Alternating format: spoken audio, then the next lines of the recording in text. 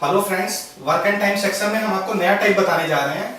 ये 3 statement board पर आपके सामने दिए हुए हैं।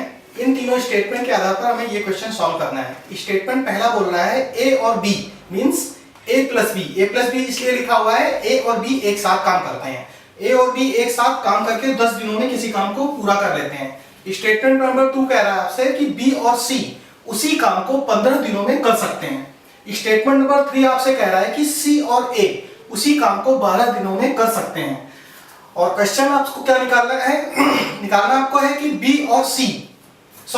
बी उस काम को अकेले कितने दिनों में पूरा करेगा। यहां पर हमें निकालना है कि बी अकेले उस काम को अगर करे तो कितना दिन में उसको पूरा करेगा। तो फर्स्ट ऑफ ऑल हमको इस क्वेश्चन को निकालने के लिए इन तीनों स्टेटमेंट से जो निकालना है वो ये कि ए, बी और सी तीनों मिल करके एक दिन में कितना काम कर पाएंगे। तो इन तीनों स्टेटमेंट का यूज करते हुए हम ये निकाल सकते हैं कि ए और बी का एक दिन का काम कितना होगा। स्टेटमेंट फर्स्ट क्या कह रहा है, देखिए 10 दिनों में ए और बी किसी काम को करते हैं तो एक दिन में कितना काम करेंगे 1/10 पार्ट। बी और सी उसी काम को 15 दिनों में करते हैं। इसका मतलब है कि बी और सी एक दिन में कितना काम करेंगे 1/15 पार्ट। सिमिलरली सी और ए किसी काम को 12 दिनों में फिनिश करते हैं तो सी और ए मिल करके एक दिन में कितना काम करेंगे 1/12 पार्ट। अबाउट 3 स्टेटमेंट्स को आप देखिए। अबाउट 3 स्टेटमेंट्स से हम ए, बी और सी तीनों के एक दिन का काम निकाल सकते हैं। ध्यानपूर्वक जब आप इस स्टेटमेंट को देखेंगे तो इसमें ए की भी अकरेंस है, बी की भी अकरेंस है, सी की भी अकरेंस है। तो तीनों स्टेटमेंट्स को हम जोड़ते हैं, ऊपर की तीनों सिचुएशंस को। तो ऊपर की तीनों सिचुएशंस को जोड़ते हैं तो ए और बी के एक दिन का काम 1/10 पार्ट।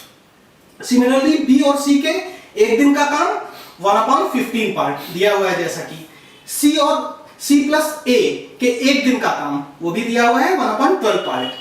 ठीक है, फिर इसको हम सॉल्व करते हैं। सॉल्व करने पर 1/4 पार्ट आपको मिलता है।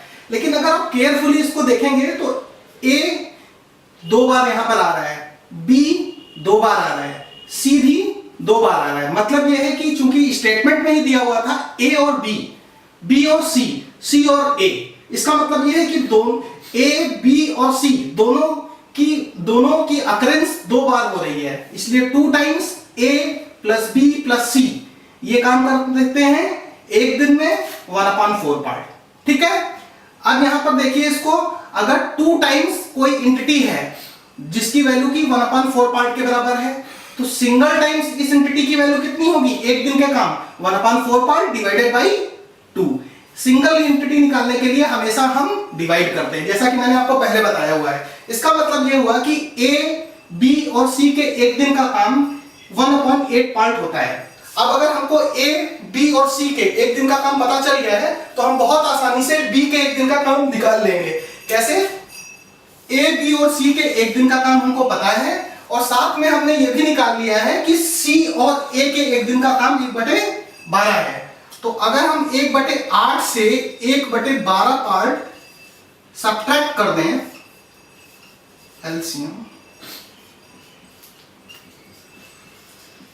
ये पार्ट आपका जो आएगा ये बी एक दिन में कंप्लीट करता है। लेकिन क्वेश्चन कह रहा है कि अकेले अगर बी को काम पूरा फिनिश करना हो, 1 सिंगल पार्ट कंप्लीट करना हो तो कितने दिन लेगा।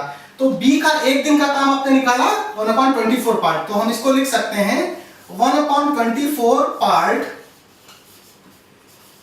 बी करता है कितने दिनों में, एक दिन में।